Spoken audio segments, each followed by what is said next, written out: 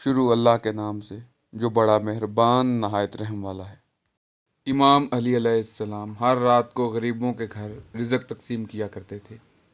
ایک رات امام علیہ السلام رزق تقسیم کر رہے تھے کہ آپ نے دیکھا کہ ایک شخص دودھ پی کے فوراً سو رہا ہے۔ بس جیسے ہی یہ امام علیہ السلام نے دیکھا تو آپ فرمانے لگے، اے بندہ خدا، یاد رکھنا، میں نے اللہ کے نبی سے سنا ہے کہ دودھ انسان کے جسم کے زہر کو ختم کرتا ہے، ہڈیوں کو مضبوط کرتا ہے، آنکھوں کو روشن کرتا ہے اور جسم کی خشکی کو ابھرنے نہیں دیتا، اور بیماریوں کے لیے دوا بن کر انہیں ہمیشہ کے لیے مٹا دیتا ہے۔ لیکن یاد رکھنا کہ یہ تب ہی ممکن ہے جب دودھ کو صحیح وقت پر پیا جائے، وگرنہ یہی دودھ انسان کے جسم کے لیے بیماریوں کی وجہ بنتا ہے۔ تو وہ شخص پوچھنے لگا کہ یا علی، دودھ کس وقت پیا جائے؟